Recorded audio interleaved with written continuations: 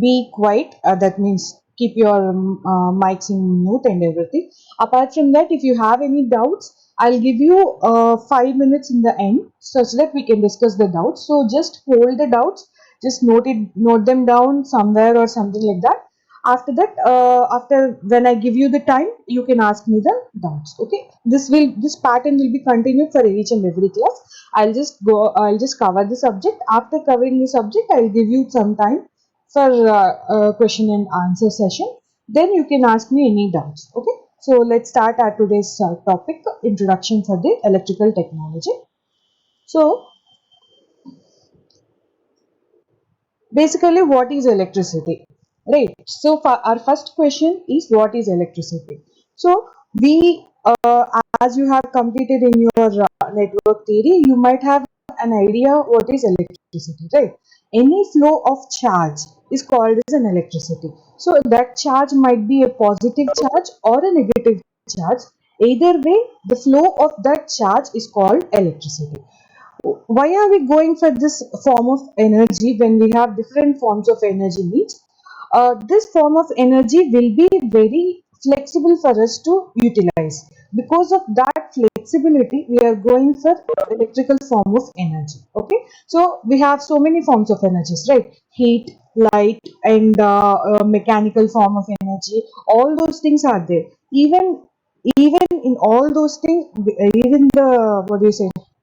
Even in the presence of all those things, we are trying to convert all those forms of energy into electricity. Why we are trying to do this means, we are trying to do this because electrical energy can be easily manipulated, and any form of energy can be produced using this electrical energy. Okay, so basically any form of energy can be converted into electrical energy. At the same time, any form of energy can be extracted from the electrical energy. That's why we are going for this electrical energy. Okay. Okay. There are six external sources. That means six sources are there from which six methods are there from which we can produce electricity. So, what are these six methods in which, or six forms of energies from which electricity can be produced? Means these are the six forms. First one is called as the heat. So there is a certain material called as a thermocouple, where when we heat that particular material, then we'll get electricity. That means we'll get a potential difference between the two ends of the thermocouple, such that if that circuit is closed, then we'll get current flowing in that particular wire. So that is the first form of energy, which is the heat energy. Next is the friction. This also we know. This many times we have seen this friction without noticing it, that it is the form of static electricity. When we were, when we were children, or when we were studying in the ninth class or 10th class or intermediate, everyone used to tell us to do one thing, right? They'll ask us to comb our hair, and then that comb will be placed near small pieces of paper, and those small pieces of paper will get attracted to the comb. That is the basic form of energy. That is the easiest and simplest form in which we can see this static electricity. So friction basically gives the static electricity right there. Okay, so that is the second form of energy, that is the friction. Next, third is the chemical action. Chemical action, this also we know, right? Whenever we want to charge a cell phone, or whenever we need to charge a battery, we'll go for the chemical action. So this is another form of energy in which the electricity can be produced. In the chemical action also, the electricity will be produced. Next is light. This light, change into electricity means, that we'll see on a later note. Basically, there is a principle called as the photoelectric effect. In the using that photoelectric effect, whatever the photons in the light are there, those will be those will be incident on this in this on this material, where the energy from the photons is being absorbed by the electrons in the surface of the material, and those electrons constitute the electricity. Basically, electricity, how this electricity is being produced, or what is this electricity means, as I said, this is the flow of charge, right? And we know that in an atom we have protons, neutrons, as well as electrons. These electrons are on different levels of atom, right? That is different bands of atom. In that different bands of atom, there is a band, or there is a energy band, which is called as the conductivity, sorry, valence band, right? Valence band and conduction band. When the electrons from the valence band go to the conduction band, where the, because of the nature of the conduction band, those electrons become free electrons. These free electrons move from one point to another point of the material. In a material, the free electrons will be moving from one point to another point, another uh, just a second.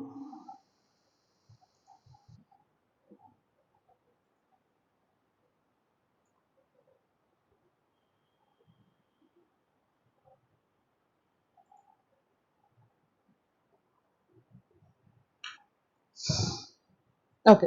So these electrons will be moving from one point to another part of the material, and that movement of electrons is nothing but the charge. Is nothing but the electricity. So basically, how these electrons are being moved to the conduction band is the main concept. So those, how these go to the conduction band are because of all these types of what do you say, external sources. That is, it can be, the electrons can be moved to the conduction band using heat energy, or friction, or chemical energy action, or light, or pressure, or magnetism. How uh, the main motto behind all these types of energy sources is that these electrons which are present in the valence band should move to the conduction band, such that when these electrons move to the conduction band, those electrons become free electrons, and these free electrons are free to move around the material. Because of this nature of the free electrons moving around the material, we are saying that electricity is being produced. That means there is a conduction of, there is a movement of charge from one point to another point, which constitute the current, total current. Okay.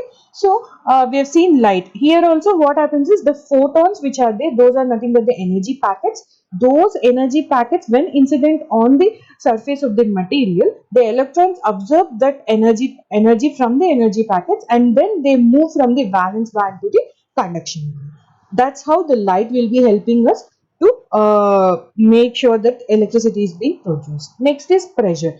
We have pressure also. In this pressure also, here what happens is, there will be some crystals called as the piezoelectric crystals. These piezoelectric crystals, what is the nature of this piezoelectric crystals means, when we apply pressure on these piezoelectric crystals, that pressure energy, the energy from the pressure will be converted into a form of energy, where the valence electrons can move from valence band to the conduction band. Okay, that's how the pressure will be helping us. Next is magnetism. Magnetism, this magnetism you might have already studied the laws of electromagnetic induction. In that, in the laws of electromagnetic induction, we'll see in depth what are the laws of electromagnetic induction and how are they being used and everything. For the time being, understand that magnetism will also help us. Sorry, magnetism will also help us will also help the valence electrons to go to the conduction band. So these are the main 6 types of energies, external sources of energy, that can be used for the electricity production. Okay. Next is this here. Here in this diagram, it is being shown how the atoms are being moving in this. Sorry, how the chemical action is being done in a dry cell, that is in a normal battery which we see in every day. So here you can see he is giving us a chart here on the right side. He's saying that the golf balls, that is a black golf balls, are nothing but the atoms with bound electrons. That means the electrons which cannot be moved to the conduction band. Okay.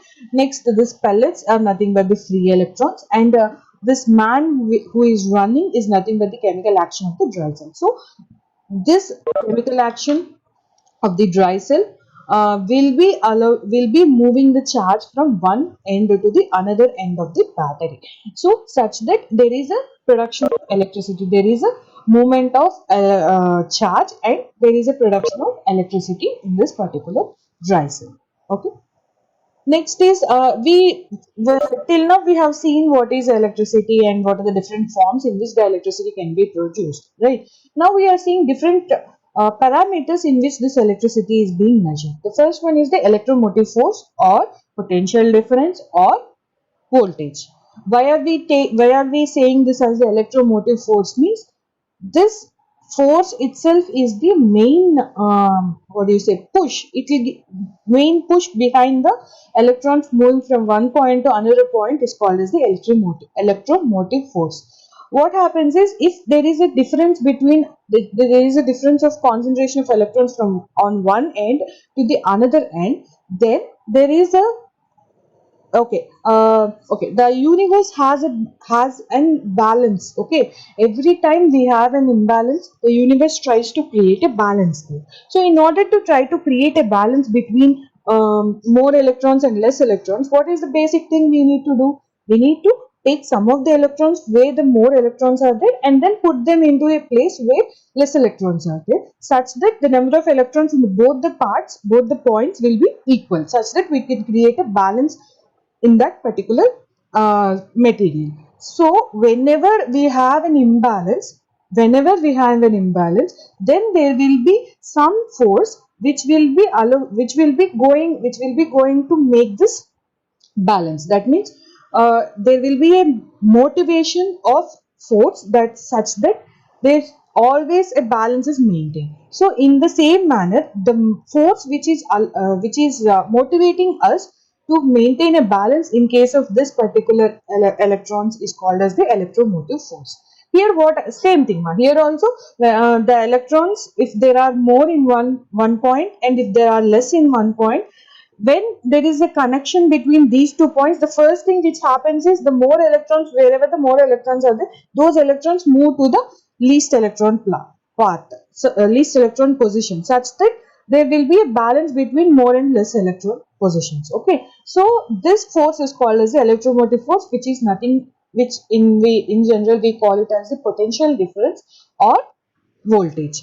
This is the basic electromotive force. This in this by the nature of how much of the difference is there, how many electrons is there, how many electrons are differing in the 2 points, we are saying that there will be some amount of force. That amount of force we are measuring the volts, right? That the difference is called as the voltage. That is the electromotive force. The another thing is current.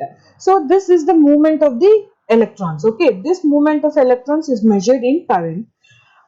When there is no what do you say, connection between 2 points, if the 2 points are having different number of electrons in each of the part, but there is no connection between them, then the difference of electrons is called as the potential difference. The number of difference in the number of electrons is called as the potential difference. If there is a path between these 2 points, then the electrons move from higher number to lower number. That is what we were talking about, right? So the movement of electrons from higher number to lower number, that movement is called as the current. That movement constitutes the current. Okay, so whenever there is a path for the electrons to move, then there will be an what do you say, flow of charge. That flow of charge is called as the current. This also people know, and the current is measured in amperes. We also know that, right?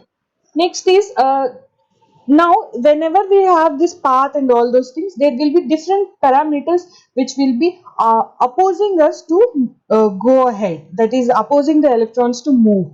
So that opposition is called as the resistance, which is basically represented in a sorry in a circuit form called as the resistor. So here you can see in this data, they are just showing us how the resistance works. Whenever the amperes want to move, the voltage is nothing but the electromotive force, which is pushing the amperes to move through the material. But Ohm will be resisting it. Ohm is nothing but the resistance of that particular material, and it will be always, it won't allow the currents to flow through. It won't allow the currents to flow through. Basically, it opposes the flow of current. So that is the nature of the material, which is called as the resistance, and that resistance is represented as a circuit symbol, a resistor. So this also you know what is resistance, what is resistor, and what are the different equations. All those things you people already know. So I'm not going into deep of it. Okay. So this is first parameter, which is called as the resistor. Now we have another parameter which is called as the capacitor. In this capacitor, what happens is the capacitor will store the charge. Basically, whatever the elements are there, whatever the parameters are there, those are basically divided into three main elements, right? The first one is the resistor, the second one is the capacitor, and the third one is the inductor. So resistor, we saw what is the nature of the resistor, we saw, right? Resistor opposes the flow of current, that is opposes the flow of electrons through it. Whenever there is an opposition, we can say that there is a resistance in that particular material. So that is the nature of the resistance. Next is the capacitor. Here what happens is sometimes the capacitance, what is the nature of the capacitance means capacitance has a nature of storing the charge. It will store the charge. So this capacitor will be storing the charge. That's why this is a pun that is intended, that is being the appropriate capacity. I now ask, do you accept this charge? So charge, how much charge can it hold? That is what is the meaning of this particular pun. So we know that capacitor will hold the charge. Okay. Next is the inductor. There are two forms of holding the charge, but one is the normal electrical charge, and then the other type is the magnetic charge. So here we'll be storing the electrical charge, electrical form of charge. Here we'll be storing the magnetic form of the charge, which is called as the inductor. Okay. So here also he is giving us, he's just saying, the inductor is saying that it is nice to meet you, and he is the inductor, and he's one of the electronic components, and he's giving us what he does, that is he'll serve to eliminate noise. The inductors eliminate noise, and it serves to control the signals. It is serving to stabilize the voltage, that is if any fluctuations are there when we use an inductor, the fluctuations will be eliminated. In the same manner, he is saying that we pull out the only desired signals. That is, it will help us to filter whatever the desired signal we want. It will help us to filter all these things. So this is the inductor. Here, this also we know what is an inductor and what's the nature of an inductor, and what are different types of inductors and all those things. So that these three, mainly resistor, capacitor as well as inductor, constitute the whatever the circuit is there, whatever the machine is there, whatever the total elements are there, we can reduce the total elements into these three components. Okay, we can reduce the total network into these three components. We can represent whatever the machine might be, we can represent the total machine into these three components. That is why these three components are called as the basic elements of electrical engineering. Okay, these are the basic elements of the electrical engineering or electrical circuit theory. So basically, the after learning about these three inductors, as I said, any circuit can be reduced to these three components at the end. Okay. Okay, now if you want electricity, like if you want some electricity, like if you want a minor amount of electricity, we are going to use some batteries or something like that. It's okay for us, right? But when we want a bulk amount of electricity, that is when we want a large amount of electricity, then we'll have a separate, not a separate, we'll have a separate station where the electricity will be generated. Okay, we'll have a separate big industry where the electricity will be generated. So that industry, from the generation to the consumer end, is called as the power system network. So here you can see these are the different components in which the power system network can be briefly described. The first one here, in the end they have given a color coding, right? In the bottom of the diagram there is a color coding which is giving us the different main components of uh, power system network. Okay, so the first one is called as the generation, that is where the electricity is being converted from any of the six forms, that is whatever the six forms we were discussing, right? All the six forms, from all the six forms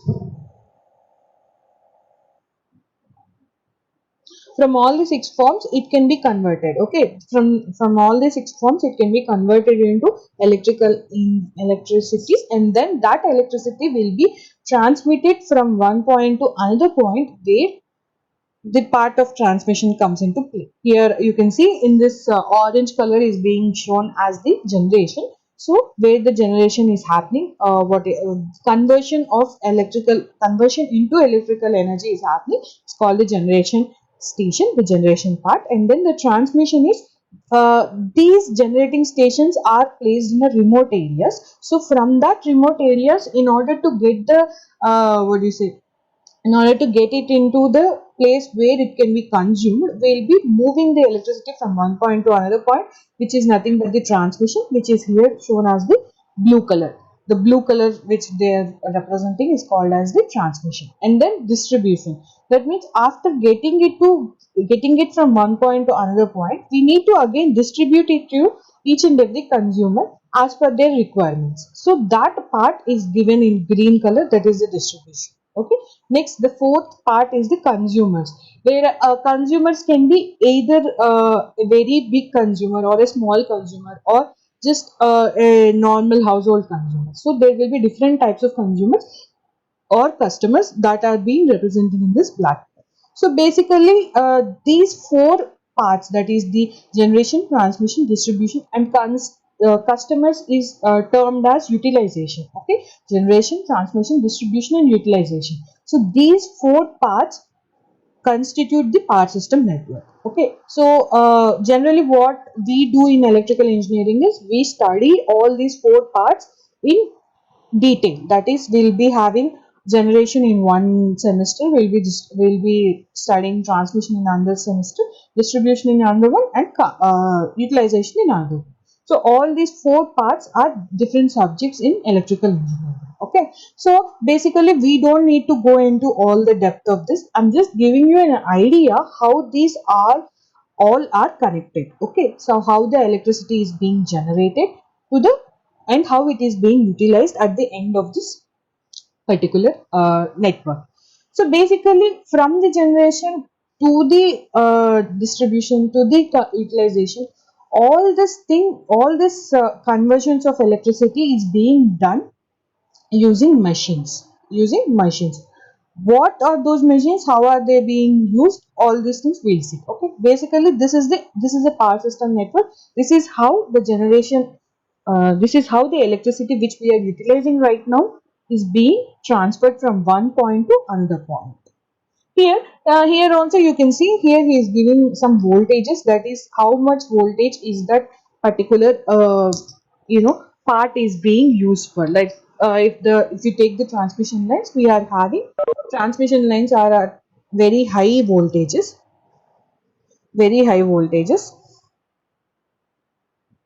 sorry. So how, and all those voltages also is giving us. Okay, next is here also he is giving us how the action is being done in a graphical way. Now, as we were saying here, generation can be done either by using any of the six forms of energy, right? Those six forms of energy, how the energy is being, how the energy we are, how is that we are tapping the energy means, in this way we are tapping the energies. Basically, the energy sources are divided into two types of energy sources, that is renewable energy sources and non-renewable energy sources. Renewable energy sources are the energy sources which are abundant in nature. That means even if we use them continuously, they will be replenished. They will be again available for us to utilize it. So those types of energies where we can utilize it again and again are called as the renewable energy sources.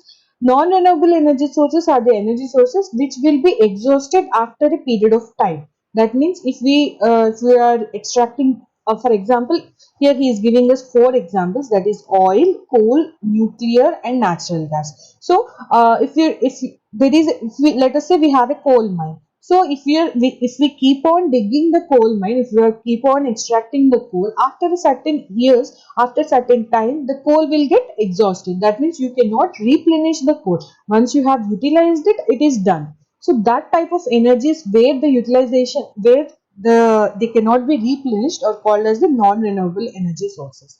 And renewable energy sources, for example, here he has given solar. Solar energy is abundant in nature, right? It won't be exhausted in a day or 2 days or some years, right? It is always present. Till we have sun, we'll be receiving the solar energy. So this is an infinite form of energy. That's why we call it as a renewable energy. So basically, non-renewable energies are the conventional energies which we are using in general. Right now, because of the lack of this replenishing of this particular types of energies, that is, if we keep, as I said, if we keep on using the coal will be exhausted after certain limit, right? In the same manner, if we keep on extracting oil and if we keep on using the oil, at some point of time the oil will also be consumed and there will not be present and the oil will be exhausted. So because of this limited form of energy, limited nature of this non-renewable energies, we are going for the renewable energies. These renewable energies are abundant in nature, so we can use them for a longer period of time. The only drawback or the only con with the renewable energy sources is that this extraction of electricity from the renewable energy sources is slightly a costlier affair than the non-renewable energy sources. So we are making sure that we are right now we are getting a combination of renewable and non-renewable energy sources. This non-renewable energy sources are being kept in reserve. That is, they are slowly, gradually they are reducing these non-renewable energy sources and they are going towards the renewable energy sources. That is, we are slowly shifting towards the renewable energy powers. Okay, so this is the types of energy sources and how they are being used and all those things. Okay, next is the types of machines. As I said, in order to convert whatever the form of energy into electrical energy, we need some type of machine which can convert any type of energy into um, what do you say, electrical energy. For that, basically we have two types of basic division of electrical machines: is static machines and dynamic machines. In this static machines we have transformers, in dynamic machines we have generators as well as motors. So basically static machines means there will be no, as the name itself indicates, it is static, it is constant, or it doesn't move, there will be no moving parts. Okay, dynamic machines, as the name itself indicates, those are dynamic in nature. That means they will be moving around. That is, there will be some parts which will be moving around in this machine. Okay, so in this dynamic machines, again we have two types of machines, which are generators as well as the motors. So transformers are the types of machines which will help us to increase or decrease the voltage levels, current levels, anything. Okay, so transformer is basically a static machine which will help us to just increase the voltage level or decrease the voltage level depending upon our requirement. If we need to increase the voltage level, it will help us to increase the voltage level. If we need to reduce the voltage level, it will help us to reduce the voltage level. You need to keep in mind that even if we are using a transformer, the amount of power in that given to the transformer will be constant. Either it is high, it will be at higher voltage or it will be at lower voltage. That's all. But the amount of power, the total V into I which we are giving into the transformer will be constant. That is transformers. Next is generators. Generators, what happens is this is the machine which is basically the machine which is converting any form of energy into electrical energy. Basically, the generator is given a mechanical form of energy which will be converted into an electrical form of energy because of the nature of the generator. Okay, motor is opposite of generator. Motor will be taking input of electrical energy and then it will be giving the output of mechanical energy. Whereas the generator will be taking mechanical energy as the input and it will be giving the electricity as the output. So this we'll see what are the principles behind generators and motors and transformers. All those things we'll see. For the time being, understand that electrical machines is being divided broadly into two types of machines. That is, the first one is the static machines, the second one is the dynamic machines. In the static machines we have transformers, in dynamic machines we have generators as well as motors. Now, this is based upon the moving parts and the nature of the parts and everything. Now we are going for the nature of the machine itself. That is, what type of machine, which type of machine is present, and how these machines are being classified. So basically we have two types of electricity. The first one is called as the direct current and the second one is called as the alternating current. Based upon the nature of the voltage and current which we are receiving, we will be having direct current. Direct current means the current will be constant. There will be no change in the phase of the current. That means the current is a constant value. Whereas the alternating current, the current will be alternating along the x-axis. That is, it will be there will be crests as well as troughs. There will be crests as well as troughs. That is, the voltage will be moving to higher end, coming back to zero, coming back to the lower end, again moving to zero, again moving to the higher end. Like that, there will be a constant change in the voltage levels and current levels. The nature of the current will be always alternating. That is, alternating from positive to zero, and again 0 to negative, and again negative to 0, negative 0 to positive. Like that, it will be always fluctuating. So that type of current is called as the alternating current. And the current where it is constant, the voltage levels and the current levels are constant, is called as the direct current. Okay. So in this alternating currents, again we have two types of machines, that is, those are called as the synchronous machine and then induction machine. In this induction machine, again we have single phase induction machines and three phase induction machines. We will see what are what in detail. Okay. Again, in the direct current machines, we have two types of machines, that is, separately excited machines and the self-excited machines. In this self-excited machines also, we have again three different types of machines, that is a series machine, compound machine and shunt machine. What are these? We'll see in detail. Okay. So this is the classification of machines basically. Now we'll come to the syllabus of the electrical technology. In this subject, what you're going to explore is, you're going to explore all these types of electrical machines basically. So let us see what is the syllabus. The first chapter in your syllabus is the DC generators, that is direct current generators. What is the principle of operation, constructional features, how is the EMF equation, and all those things will be discussed in this DC generators first chapter, your first unit. Okay. In the second unit, we'll be going in depth with the DC motors. Generators, we have seen. Exactly opposite to the generators, we have DC motors. How are these DC motors being constructed? What's the principle of this operation, and all those things will be seen. Next, the third chapter we'll be seeing transformers. That is the only static machine which we have, that is a single phase transformers. Along with the single phase transformers, we will be seeing three phase circuits. What are three phase circuits, and how are these three phase circuits being constructed, and what are all those things we'll be seeing. Okay. Next chapter is the three phase induction machines. That is, we have seen this, right, in the classification AC machines. We have synchronous machines as well as induction machines. In that induction machines also, we have single phase as well as three phase. So we'll be seeing the three phase induction motors. And again, fifth chapter is the synchronous machines. What is the difference between induction machine and synchronous machine? All those things we'll be seeing. Synchronous machine, in this also we'll be seeing the constructional features. What are the different types of synchronous machines? All those things we'll be seeing. So that's your syllabus in a nutshell.